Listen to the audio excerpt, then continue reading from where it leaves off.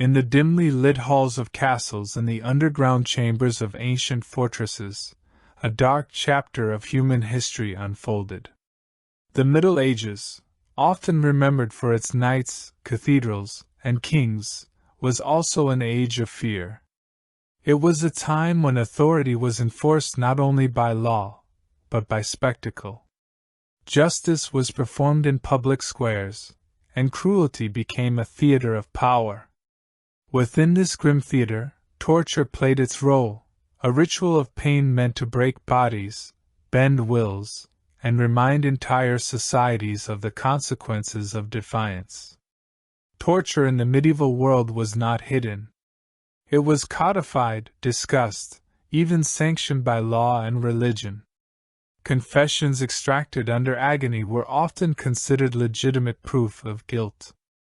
For rulers and inquisitors alike, pain was a tool, an instrument to silence dissent, root out heresy, and maintain control. But the methods were as varied as they were brutal.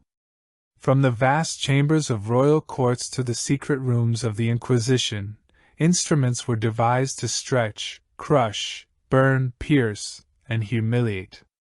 Each method carried with it not just physical torment, but symbolism, reminders of sin, betrayal, or rebellion. The rack. Among the most infamous devices of the Middle Ages was the rack.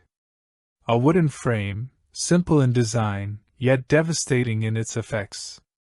Victims were tied by their wrists and ankles, and with each turn of the winch, their bodies were pulled taut.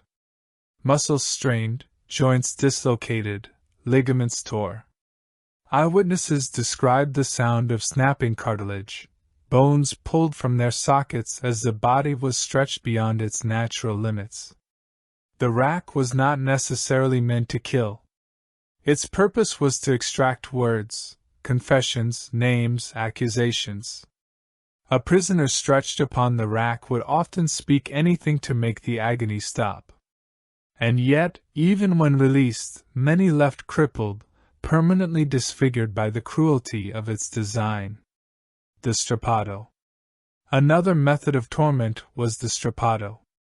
Here, the victim's hands were bound behind their back, and a rope was tied to their wrists. Suspended from a pulley, they were hoisted into the air, their own weight wrenching their shoulders from their sockets. Sometimes, the torturer would suddenly release the rope, letting the victim drop, only to be stopped violently before hitting the ground. The shock destroyed joints, ripped muscles, and left lasting injuries. The Strappado was common during inquisitorial trials.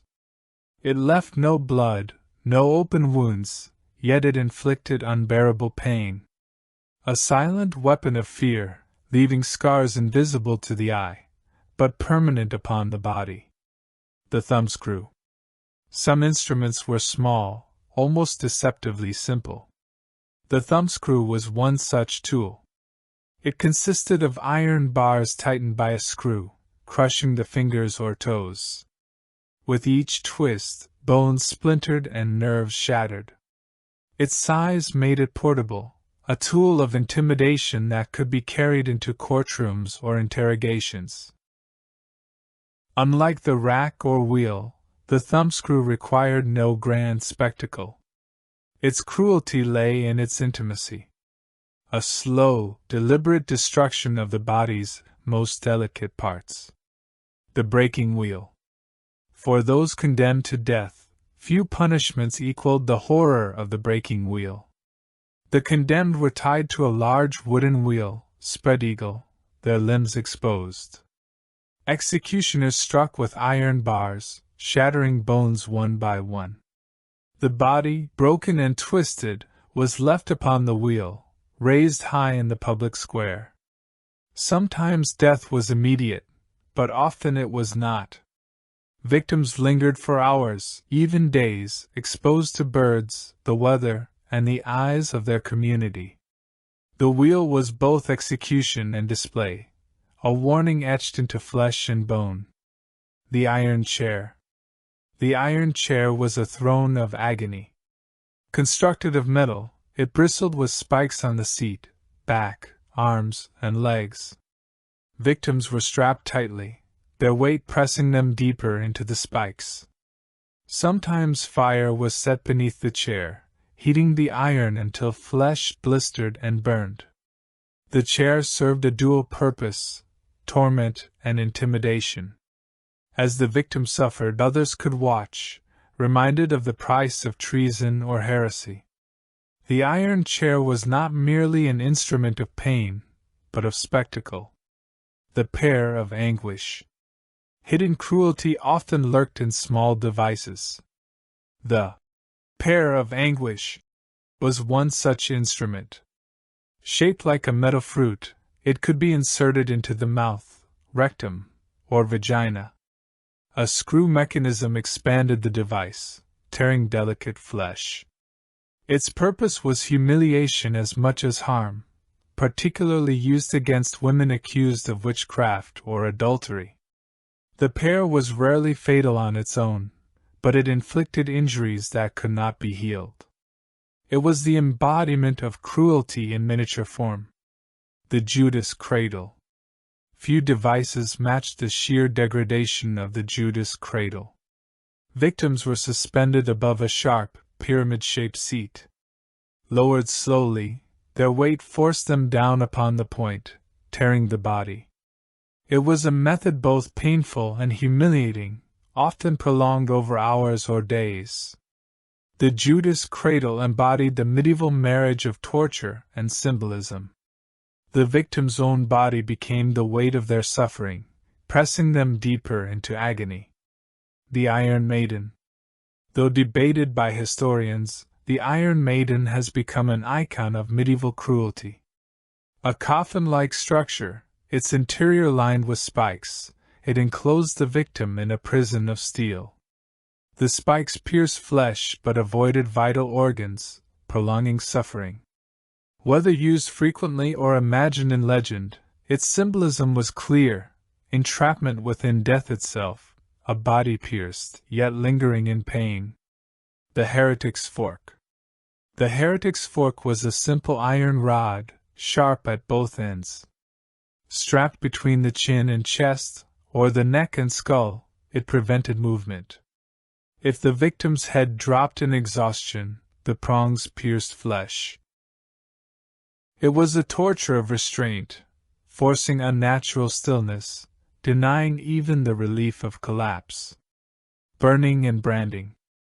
Not all torment required elaborate devices. Fire itself was a weapon. Victims were branded with hot irons, flesh seared with symbols of crime or shame. Others faced the stake, burned alive before crowds. Fire carried both practical and spiritual meaning. It purified, it cleansed, it destroyed. For heretics, witches, or rebels, flames were the final judge. Psychological torture. Pain was not always physical. Prisoners were left in darkness, deprived of sleep, isolated for weeks. Threats of torture could be as effective as the instruments themselves. The sound of screams from another cell, the sight of blood-stained devices, fear became its own weapon. The theater of pain. Torture in the medieval world was not hidden. It was performed, displayed, shared. In town squares, crowds gathered to witness executions. Inquisitors recorded confessions gained through torment. The law itself sanctioned cruelty, cloaking it in the language of order, faith, and justice. Yet behind this theater lay human suffering, countless bodies broken, voices silenced, lives ended. And so, the instruments of medieval torture remind us not only of the past, but of the enduring human capacity for cruelty. They are relics of fear, forged in iron, stained in pain. And though centuries have passed, their shadows linger, in museums, in memory, and in the cautionary tales of history.